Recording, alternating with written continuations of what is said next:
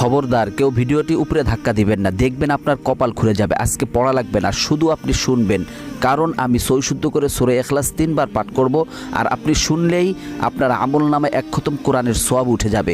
তো চলুন শুরু করা যাক। তো শুরু করার আগে যদি ভিডিওটি ভালো লাগে অবশ্যই চ্যানেলটি সাবস্ক্রাইব, ভিডিওটি লাইক এবং ভিডিওটি শেয়ার করার অনুরোধ করছি। তো চলুন শুনে আসি 3 বার। বিসমিল্লাহির রহমানির রহিম।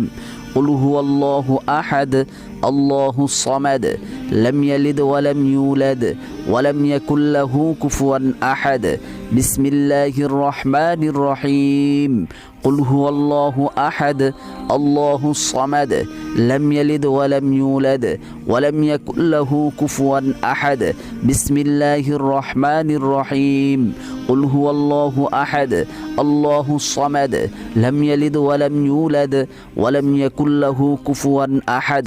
যারা শুনেছেন তাদের আমলনামায় 1 খতম কোরআনের সওয়াব উঠে গিয়েছে।